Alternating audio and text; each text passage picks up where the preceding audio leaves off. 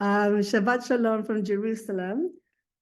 I literally just picked up these candles. They're special packs of candles, blue candles, and with pictures of the hostages. This one is of Hersh Goldberg Polin, and there's an initiative that started a few months ago that everyone should light candles, take action on social media, and share whatever they can about the hostages. So with that in mind, I'll light the candles. I'll just move this. I don't want to.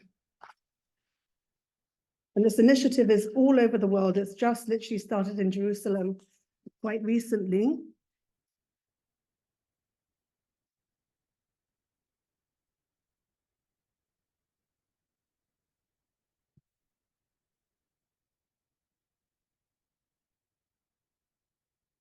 ברוך אתה השם אלוקינו מלך העולם אשר קידשנו בזאת וציוונו להדליק נר של שבת.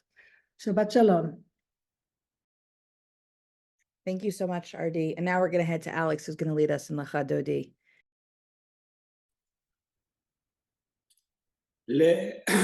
Lecha Dodi לקראת כלה פני שבת נקבלה Lecha Dodi לקראת כלה פני שבת נקבלה שחמור וזכר בדיבור אחד ישמיענו אל המיוחד אדוני אחד ושמו אחד לשם על תפארת ולתהילה לך דודי לקראת כלה פני שבת נקבלה לך דודי לקראת כלה פני שבת נקבלה לקראת שבת לכו במלאכה כי מקור הברכה מראש מקדם נסוכה סוף מעשה במחשבה תחילה לך דודי לקראת כלה פני שבת נקבלה לך דודי לקראת כלה פני שבת נקבלה מקדש מלך עיר מלוכה קום יצאי מתוך הפכה רב לך שבט בימי קבחה והוא יחמול עלייך חמלה לך דודי לקראת כלה פני שבת נקבלה לך דודי לקראת כלה פני שבת נקבלה ימים עוצמות תפרצי ואת אדוני תריצי על יד איש בן פרסי ונשמחה ונגילה לך לקראת כלה פני שבת נקבלה לך דודי לקראת כלה פני שבת נקבלה בואי בשלום עטרת בעלה גם בשמחה וצהלה תוך אמוני עם סגולה בואי חלה לך לקראת כלה פני שבת נקבלה לך דודי לקראת כלה פני שבת נקבלה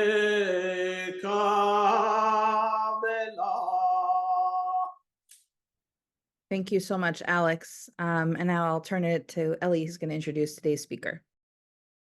Thank you, Ariella. Thank you, Alex. Beautiful way to bring in the Shabbat. I'm delighted to introduce Talor Cohen, the founder and the CEO of Cyberwell. And I think, friends, it's been a challenging time, as Ariella alluded to at the beginning of our call, that, things feel sometimes a little edgy, a little at risk, anxiety, especially when we look online since October 7th. But today's speaker is going to share with us not just hope, but solutions. And so I'm very excited to introduce to you Talor Cohen, the founder of Cyberwell.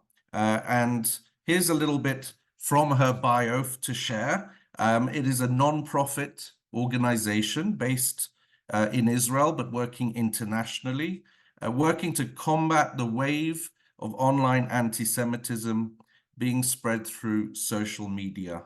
And it was only founded in 2021, so it's a new organization, and it's the first open database of anti-Semitic social media posts. So it's a resource to all of us, to all of the Jewish world and communities. I think what's particularly interesting with our lens of the Abraham Accords and the regions that we are joining today's call from is the monitoring of anti-Semitism in Arabic, which I'm sure Talor will touch on as well. And that's the importance of that in de-radicalizing those who might not see the progress that we have all seen and continue to enjoy. So without further ado, I'm going to hand over to Talor and wish you all a Shabbat Shalom.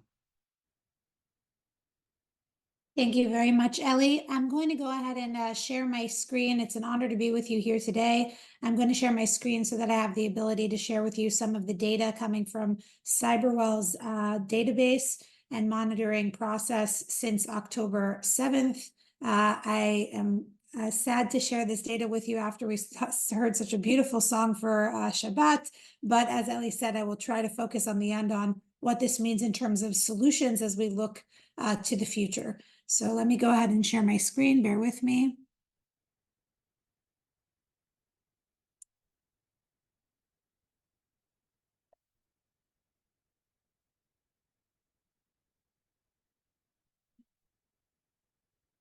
All right, just a second.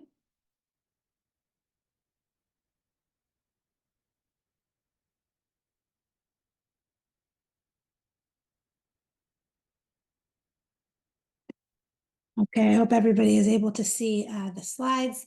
Thank you so much for having me on this call to share some of Cyberwell's data from the recent months following October 7th. Cyberwell is the first ever open database of online anti-Semitism that was launched in order to reflect more accurately, real-time anti-Semitism from major social media platforms as we participate in the wider struggle against anti-Semitism and Jew hatred. Cyberwell was launched with the express mission of driving the enforcement and improvement of the community standards or hate speech policies across the digital space and empowering efforts against anti-Semitism with the data that we collect. All of the data that I'm sharing with you today is available at app.cyberwell.org, and our reports are available at cyberwell.org/reports. Since our launch in May 2022, we have vetted over 6,000 pieces of anti-Semitic content from the major social media platforms in both English and in Arabic, and work with those platforms today to remove these anti-Semitic trends at scale. So if we look a little bit closer on what happened online following October 7th, Cyberwell tracked a 86% increase, so nearly a doubling of anti-Semitic content online across the major social media platforms that we are tracking, including Facebook, Instagram, TikTok, YouTube, and what was once known as Twitter. The highest recorded increase in terms of relatively was actually on Facebook with an 193% increase, but 81% increase on X, which has more anti-Semitic content overall than any other social media platform online today.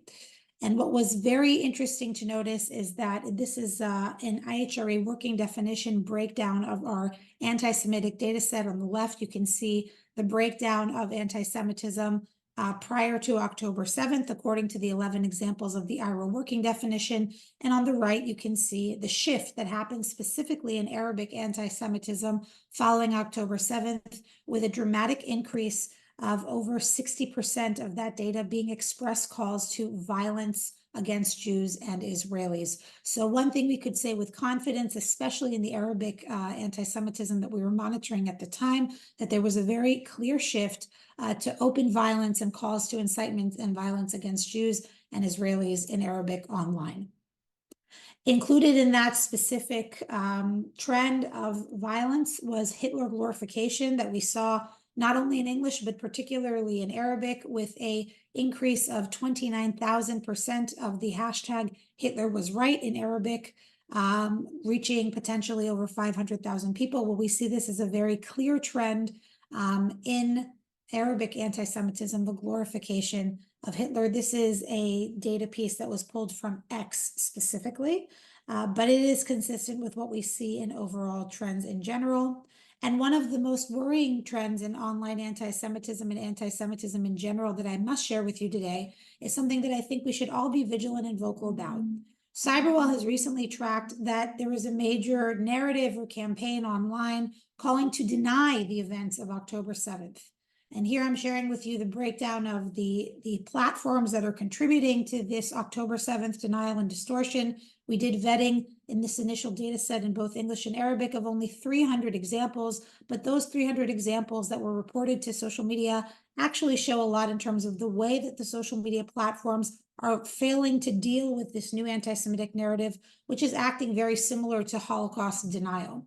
So first of all, we reported all of these vetted examples of clear denial that the events of October 7th ever happened, and the rates of removal were far below the average, with an average rate of removal of only 8.9% or 6% of the total data set, and the lowest rate of removal being on X. Now, these rates of removal are lower, as I said, than the average that Cyberwell tracks of reported and removed anti-Semitic content, which is around 32%. So it really shows that the social media platforms are actually failing to enforce their existing policies. What do I mean by that? There's a rule on all social media platforms that violent event denial, whether it be a school shooting like Sandy Hook in the United States or Holocaust denial, is simply prohibited. But what we're seeing is that they're not applying these policies to October 7th and denial and distortion.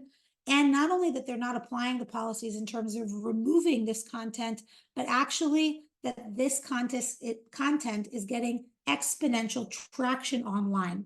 So what you see here is that the vetted initial data set of this October 7th denial and distortion was viewed over 25 million times in a short month once it was online.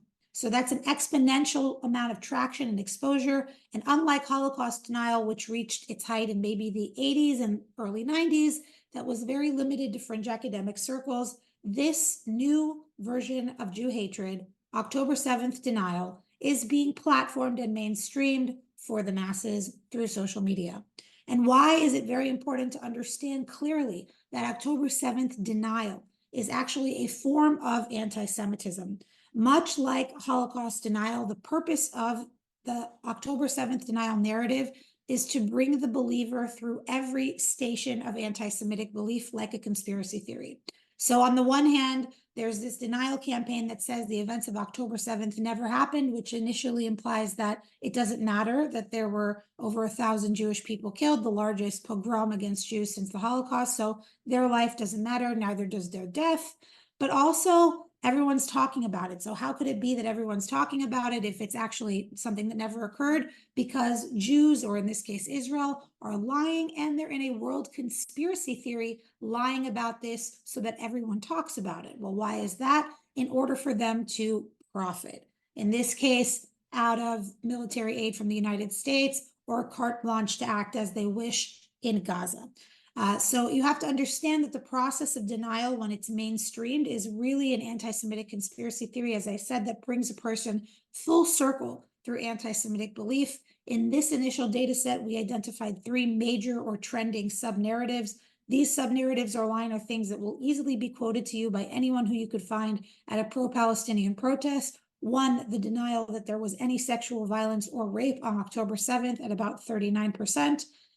Second, the idea that Israel was actually behind the October 7th massacre at the hands of Hamas at about 37%, and 5% believing or claiming that Israel is profiting in some way from the October 7th events. So this is obviously very worrying, but what you should be excited about, and what I want to share with you today before you go into Shabbat, is that we actually have, and I'm just going to go ahead and stop sharing here for a second.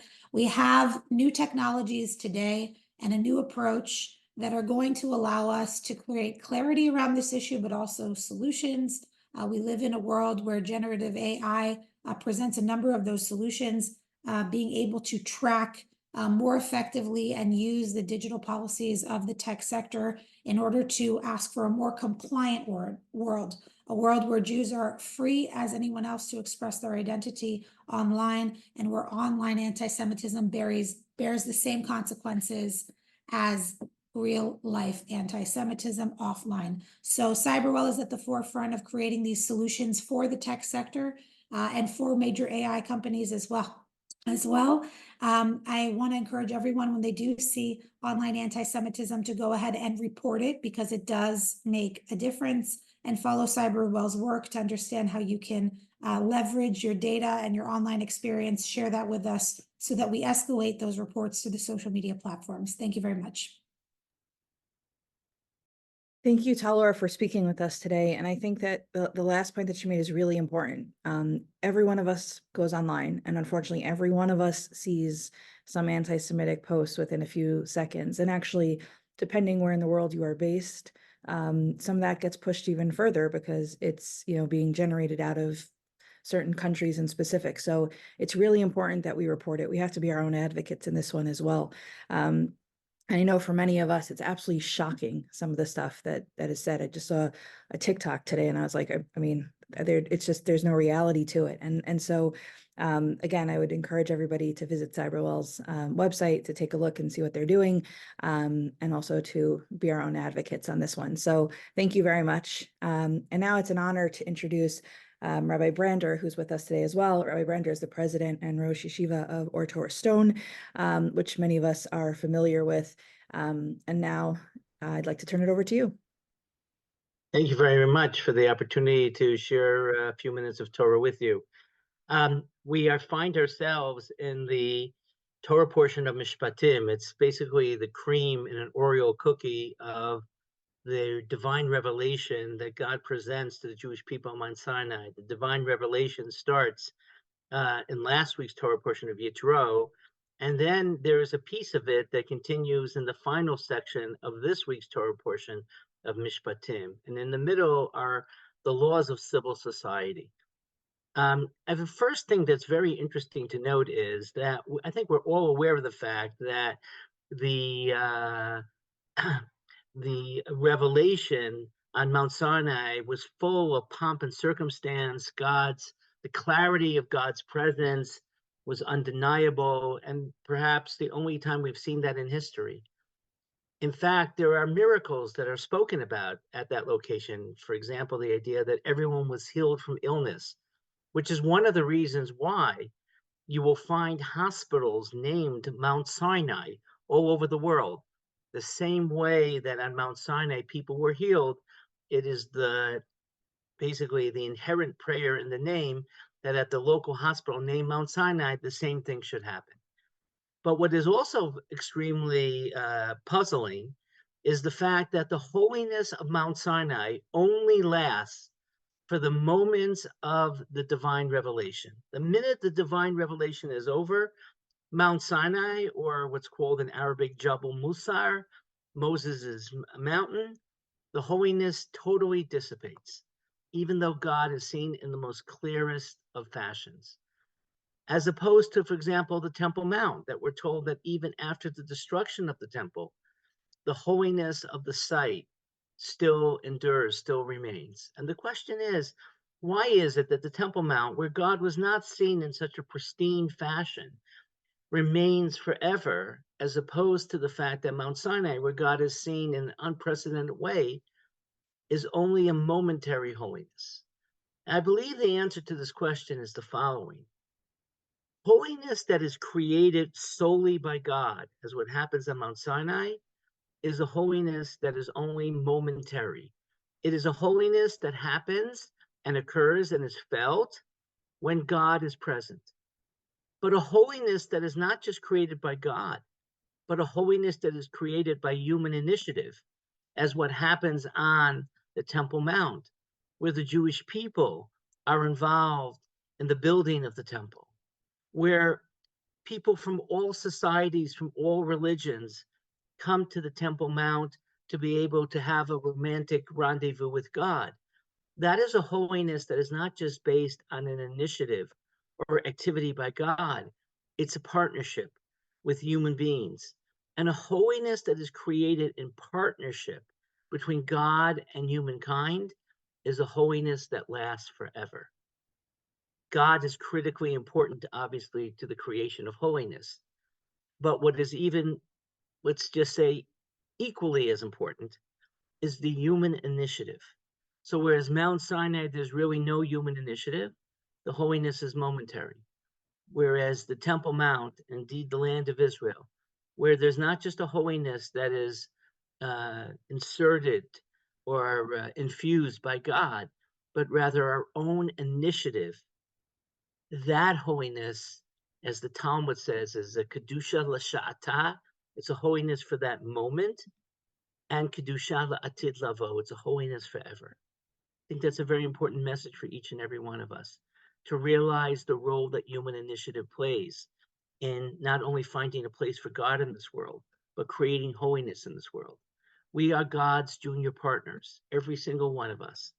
We have the ability to create a holiness that is immortal, that is eternal. It's up to us to define how we use the God-given talents that each and every one of us has to make a difference in society. And perhaps that is why that the first part of the divine revelation in last week's Torah portion, and it ends at the end of our Torah portion, in the middle are all these, for lack of a better term, mundane laws, the laws of torts, the laws of civil society. It is a reminder, the way that you make revelation relevant and enduring forever is when we're committed to creating the civil society that Parshat Mishpatim speaks about. Parshat Mishpatim, the cream and the Oreo cookie of Revelation. It begins last week. It ends in the final sentences of this week. It is a reminder, when humankind is willing to make a difference, that holiness is indeed immortal. Shabbat Shalom. Thank you so much, Rabbi Brander. It's a really inspiring message going into Shabbat, and I think it ties in very well also with what Talor said. We all have to be leaders in this fight against 100%. anti-Semitism, both in person and online. So thank you. I was inspired by Tal's words. That's why I decided to share that message. So thank you all for what you've been doing. Thank you. And now we'll turn to Alex, who's going to read some psukim from this week's Parsha. וגר לא תונה ולא תלחצנו כי גרים הייתם בארץ מצרים כל אלמנה ויתום לא תענון אם אני תענה אותו כי אם צעוק יצעק אליי שמוע אשמע צעקתו וחרה אפי והרגתי אתכם בחרב היו נשיכם אלמנות ובניכם יתומים אם כסף תלווה את עמי, את העני עמך, לא תהיה לו כנושה, לא תשימון עליו נשר, אם חבול תבול, שלמת רעך, עד בוא השמש תשיבנו לו, כי היא כסותו לבדה, היא שמלתו לאורו, במה ישכב היה כי יצעק אליי ושמעתי כי חנונני. Thanks, Alex. And now we're going to turn to Michael, who's going to read the English translation.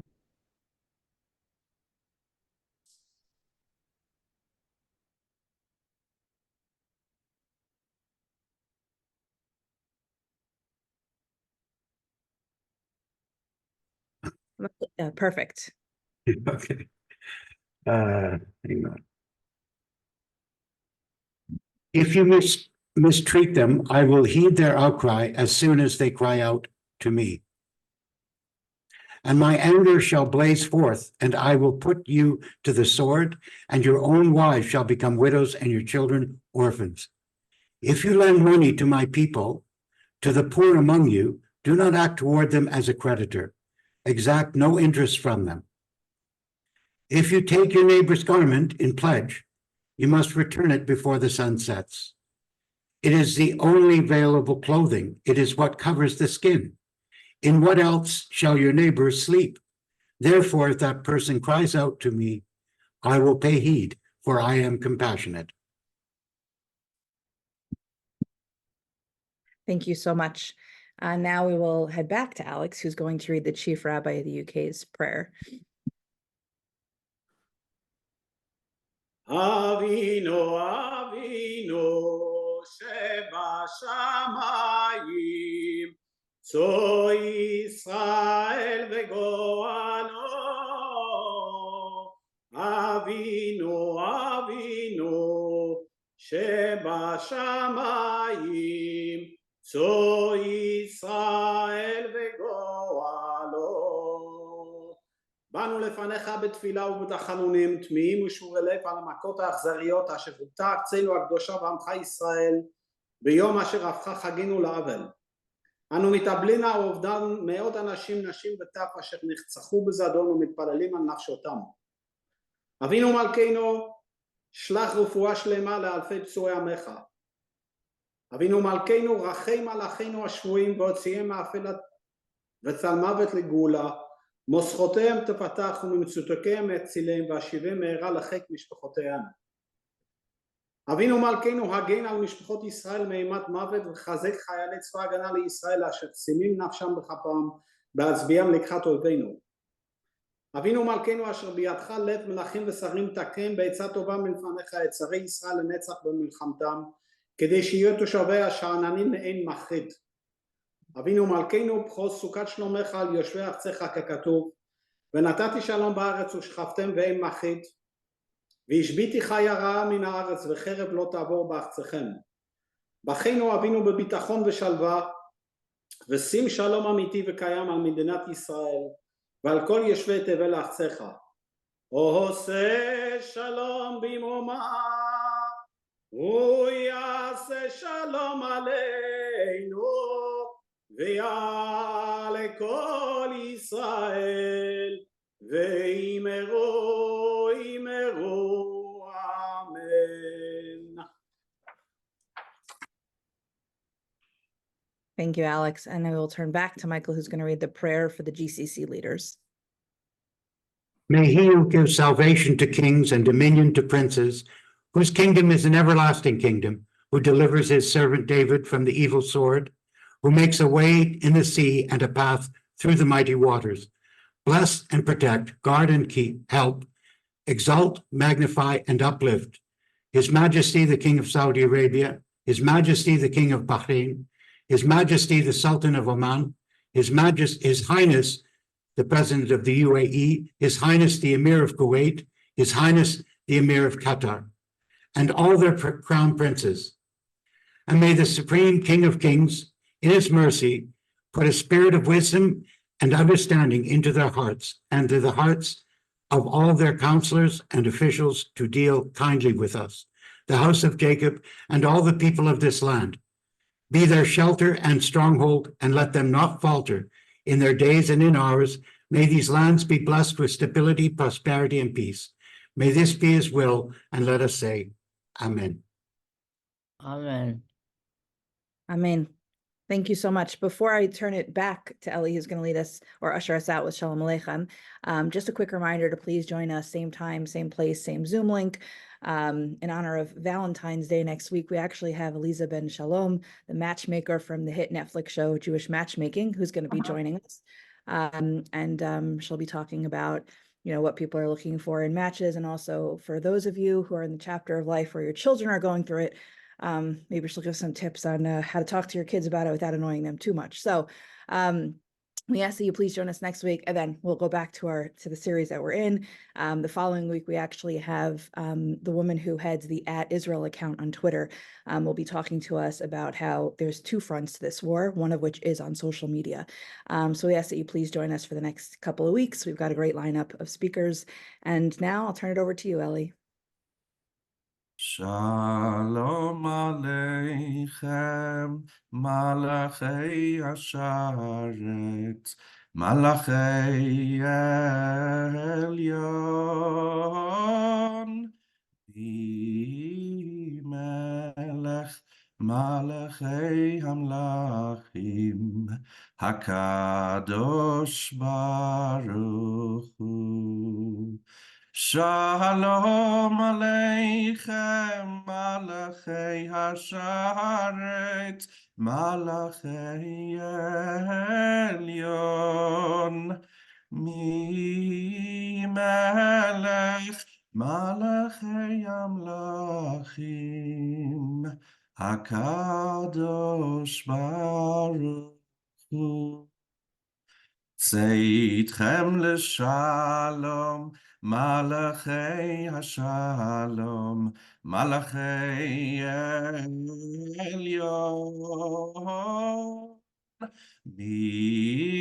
Melech, Malachei Hamlachim, Hakadosh Baruch Hu. Tzeitkhem l'shalom, Malachei Hashalom, Malachei Elyon, Melech, Malachei Amlachim, Hakadosh Baruch Hu. Shabbat shalom, everyone. Shabbat shalom.